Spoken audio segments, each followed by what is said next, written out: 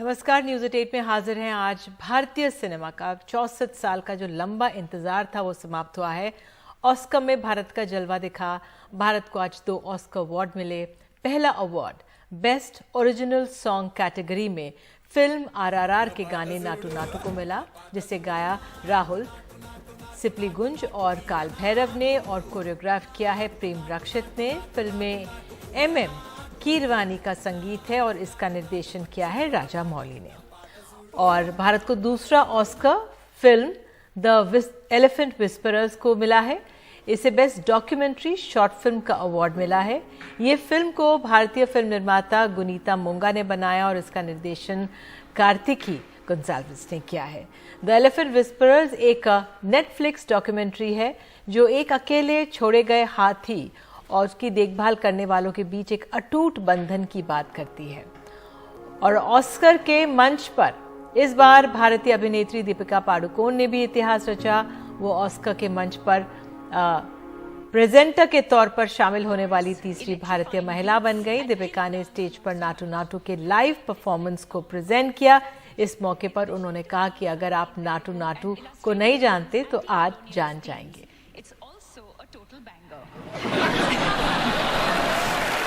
Do you know Natu have made this next song a global sensation? In addition to being sung in Telugu and illustrating the film's anti-colonialist themes, it's also a total banger. Do you know Natu? Because if you don't, you're about to. From the film London में राहुल गांधी के बयान को लेकर संसद के दोनों सदनों में आज जमकर हंगामा हुआ। सत्ता पक्ष कांग्रेस नेता से माफी की मांग कर रहा है, जबकि विपक्ष का कहना है कि राहुल ने ऐसी कोई बात नहीं कही जिस पर माफी मांगी जाए।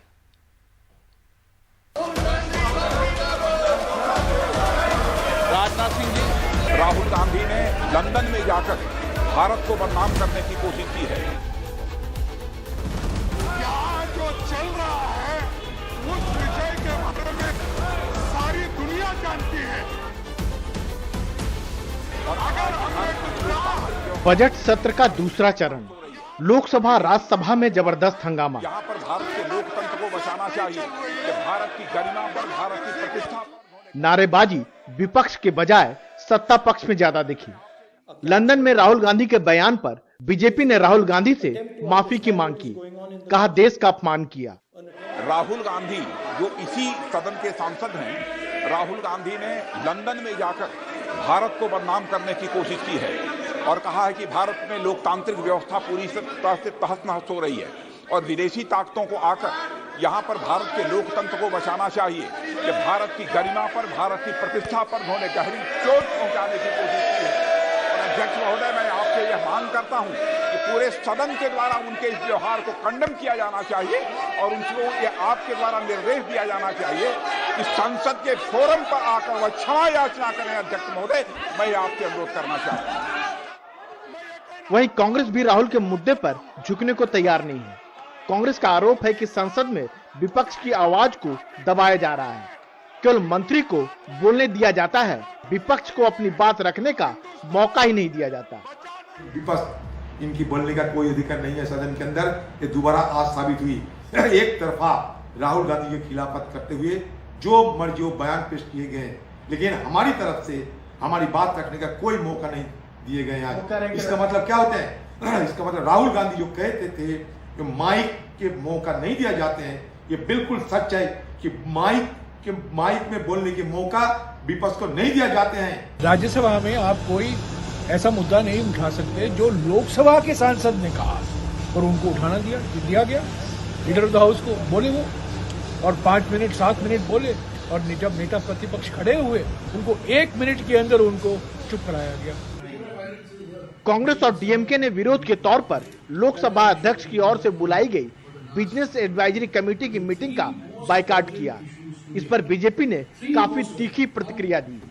विशेष रूप से कांग्रेस को कुछ बातों का जवाब देना चाहिए। पहला, क्या लंदन की धरती पर भारतीय संसद के मामले में झूठ बोलना, अपमानित करना उचित है? दूसरा, क्या अपने देश के लोकतंत्र के लिए विदेशी ताकतों को आमंत्रित करना उचित है? तीसरा, क्या संसद की कार्यवाही को बाधित करना उचित है? चौथा, बजाय अपनी गलती पर माफी मांगने के लिए बल्कि उल्टा अकड़कर संसद की कार्यवाही को बाधित करना क्या उचित है? हमें लगता है कि कांग्रेस अपने सारे कर्तव्य भाव को भूल गई है।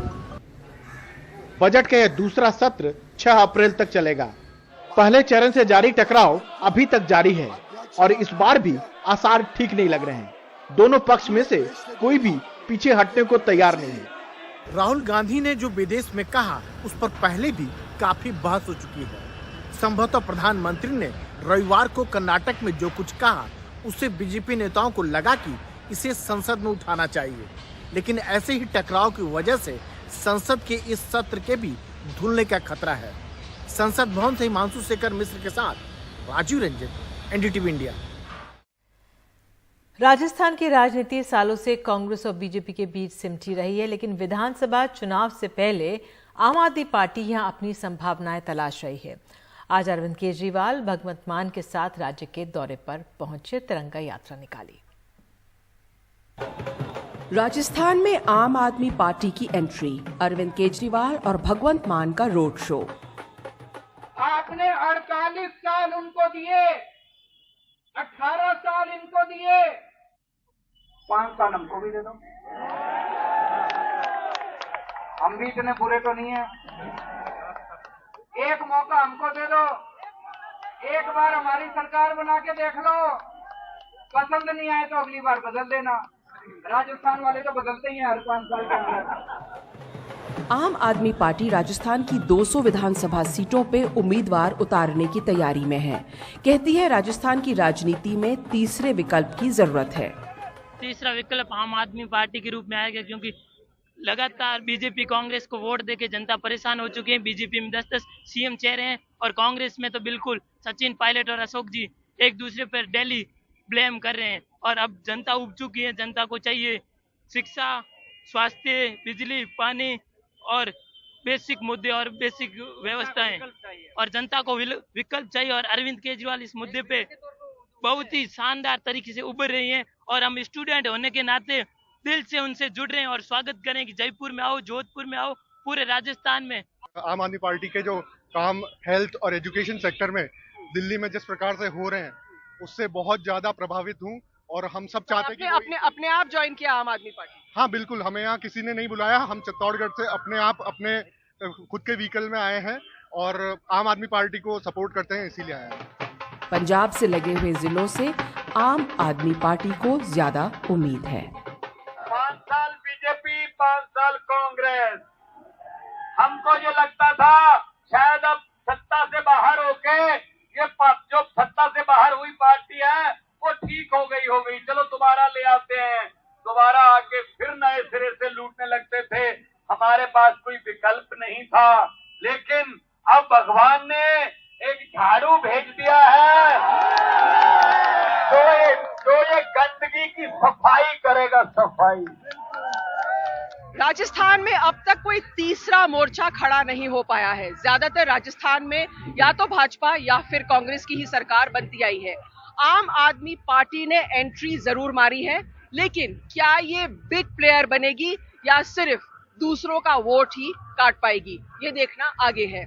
जयपुर से हर्षा कुमारी सिंह, एनडीटीवी इंडिया। बिहार के उप मुख्यमंत्री तेजस्वी यादव आज दिल्ली से पटना पहुंचे। उन्होंने प्रवर्तन निदेशालय की छापेमारी को लेकर केंद्र सरकार और बीजेपी पर हमला बोला। तेजस्वी ने कहा कि वो ऐसी कार्रवाइयों के आगे झुकने वाले नहीं हैं और इन छापों से साबित हो गया कि बीजेपी में लड़ने की क्षमता नहीं है। उन्होंने ईडी के बरामदगी वाले बयान पर भी अपना पक्ष रखा। लोग कह रहे थे कि मेरे पास से कितना खजाना मिला है, ठेंगा मिला है, चुनौती दे रहे हैं। मेरे पास से ठेंगा मिला है और न्यूज में वो तो एक प्लांटेड खबर है। बताओ, ईडी आकर के प्रेस रिलीज दे रही है, हम तो बोले पंचनामा होगा ना।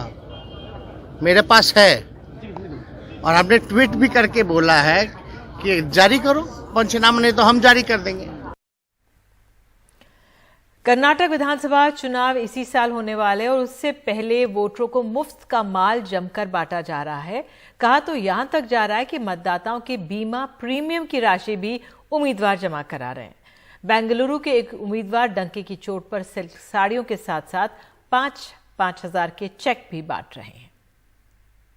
इसको कांजीपुरम सिल्क साड़ी बोलते हैं सर। इस साड़ी का रेट है 10,500 रुपये मार्केट में। हमारे को आई है विद जीएसटी 5,040 रुपये में आई है साड़ी, और साड़ी के साथ में 5,000 का चेक दे रहे हैं। केजीएफ बाबू ने एमएलसी के चुनाव के वक्त अपनी मिल्कियत 1,800 करोड़ रुपए दिखाई थी। इस बार एमएलए बनना चाहते हैं, इसलिए बेंगलुरु शहर के चिकपेट से चुनाव लड़ना चाहते हैं, जहां गैस के सिलेंडर बांटे और घर बनवा रहे हैं गरीबों के लिए। इलेक्शन में अभी तो डिसाइड ही नहीं हुआ ना, मेरा इलेक्शन में अभी डिसाइड नहीं हुआ। मैं ये आके हमारी माँ की एक ख्वाहिश थी, 3,000 मकाने बना रहा हूँ। यहाँ पे देखिए ये जो मकाने रेडी। लेकिन यहाँ कांग्रेस के बड़े बड़े नेताओं की तस्वीर लगी हुई है। कांग्रेस पार्टी में तो हूँ, कांग्रेस पार्टी में हूँ, तो कांग्रेस पार्टी के जो प्रोटोकॉल है, प्रोटोकॉल के हिसाब से डालना है, डाला हूँ। ये कांग्रेस पार्टी से नहीं दे रहे हैं, केजीएफ बाबू के थ्रू से दे रहे हैं। केजीएफ बाबू दिल खोल कर लोगों की मदद कर रहे हैं, तो वहीं बीजेपी के राष्ट्रीय महासचिव सीटी रवि के चुनाव क्षेत्र में एक शख्स ने उपहार में मिली हुई साड़ी जला दी, ये कहकर कि उसको उपहार नहीं विकास चाहिए। उधर बेंगलुरु के पास कोलार में कांग्रेस की एमएलए रूपकला शशिधर की तस्वीर के साथ 50 लाख के फूड किट जब्त किए गए। बताया यह भी जा रहा है कि वोटर्स के बीमा की किस्त भी उम्मीदवार जमा करवा रहे हैं, तो कहीं बच्चों को कोचिंग की फीस जमा करवाई जा रही है। चुनाव नजदीक आते ही कभी त्योहार के नाम पर उपहार, तो कभी आर्थिक मदद। बहाना जो भी हो, लेकिन नजर वोटर्स पर है। चुनाव आयोग का कहना है कि जब तक आचार संहिता लागू नहीं हो जाती, तब तक उसके हाथ बंधे हुए हैं, लेकिन जानकार ऐसा नहीं मानते। और इलेक्शन कमीशन किसी वजह से हर वक्त कोई कानूनी मामले के पीछे अपने आप को छुपा लेते हैं। अरे भाई, फ्री एंड फेयर इलेक्शन इस देश में कराने का उनको एक कॉन्स्टिट्यूशनल मैंडेट है, अथॉरिटी है, तो उसके खिलाफ उनको एक्शन लेना चाहिए। हमने कानून पढ़ा है, हमने कॉन्स्टिट्यूशन पढ़ा है, वहाँ कहीं नहीं लिखा है कि इस डेट के पहले करेंगे तो ये ठीक है। ये सब जो रूल्स एंड रेगुलेशंस हैं, ये बाबू लोग बैठ के बनाते हैं और इसका एक बहाना देके वो कुछ करते नहीं है। हाल ही में एक बीजेपी विधायक के घर और दफ्तर पर लोकायुक्त के बेंगलुरु में पड़े छापे में 8 करोड़ रुपए नकद बरामद हुए थे, जिसकी फिलहाल जांच चल रही है कि ये रुपए कहां से आए और किस मद में खर्च होने थे। बेंगलुरु से कैमरामैन गोविंद मूर्ति के साथ निहाल किदवई, एनडीटीवी इंडिया। समलैंगिकों की शादी को मान्यता देने के मामले को सुप्रीम कोर्ट ने 5 जजों की संविधान पीठ को भेज दिया है। बड़ी बेंच 18 अप्रैल से सुनवाई शुरू करेगी। समलैंगिक संबंधों को अपराध के दायरे से बाहर रखने के बाद अब सुप्रीम कोर्ट इस बात पर विचार करने जा रहा है कि क्या समलैंगिकों की शादी को भी मान्यता दे दी जाए। इस पर सुप्रीम कोर्ट ने एक बड़ा कदम उठाया है। 3 जजों के पीठ ने मामले को 5 जजों के संविधान पीठ को भेज दिया है।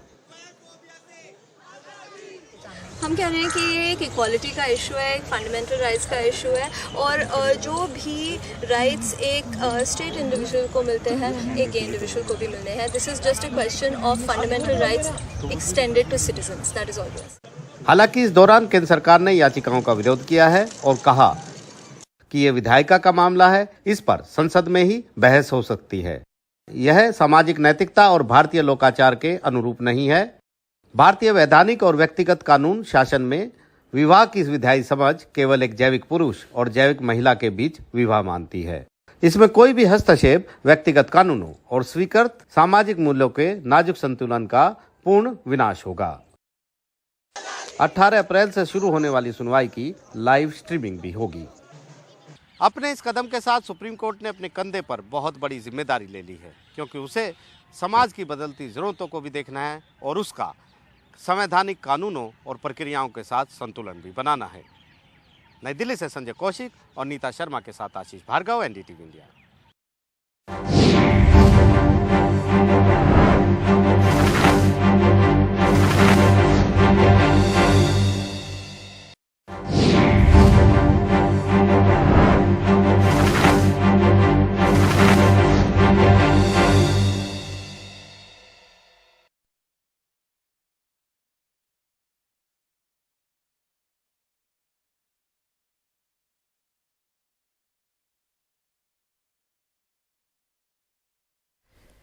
अमेरिका के सिलिकॉन वैली बैंक के दिवालिया होने का असर कई भारतीय स्टार्टअप्स पर पड़ सकता है।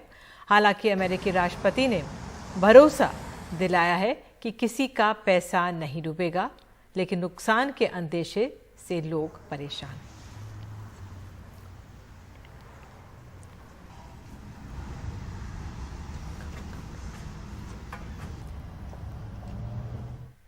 तो इसी के साथ फिलहाल अभी के लिए इतना ही, लेकिन खबरों का सिलसिला एनडीटीवी इंडिया पर जारी रहेगा।